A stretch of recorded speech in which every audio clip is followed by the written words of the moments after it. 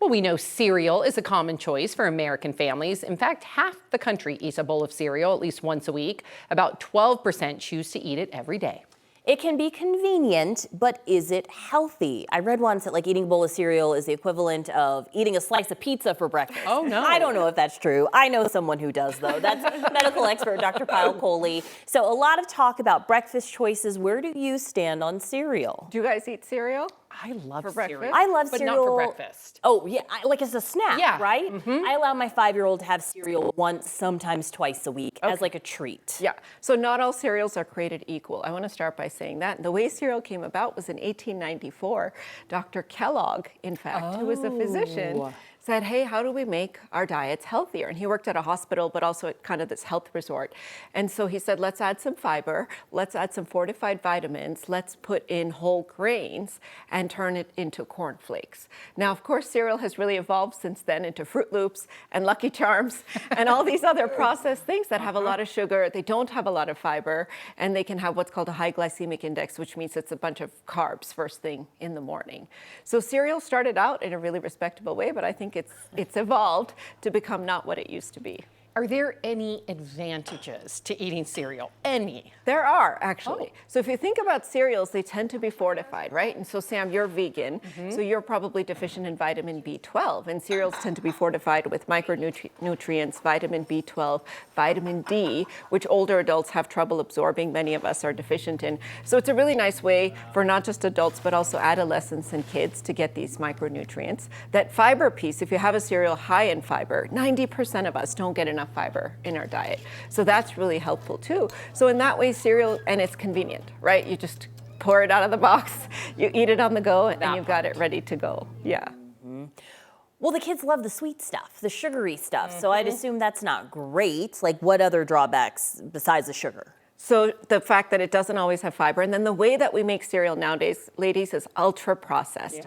It's an industrial process made in factory, so it actually takes out a lot of the benefits. And so if you think about, for example, oatmeal, which is a healthy type of cereal, one that we should be eating, most of us reach for Quaker oatmeal, which is instant oats, which are highly processed and different. They don't have that nutritional value of the whole oats, so to speak. Then you add in the colors, the preservatives, Fruit Loops, for example, those colors don't exist in nature. And now you're talking about something that actually alters your bacteria in your gut and gives you the sugar load first thing in the morning, which causes a bit of an energy crash later in the day, leads to a cycle of weight gain, and leads to a cycle of actually draining our energy. So that does make sense, but you did earlier say that not all cereals are created equal. Are there any cereals that you can stand behind? Yes, in fact. So granola is a great one, right? Because it tends to have low sugar. And usually what I would suggest is if you're having granola, add some yogurt, add some nuts, and add some berries or fruit. And that's a really nice, well-balanced breakfast.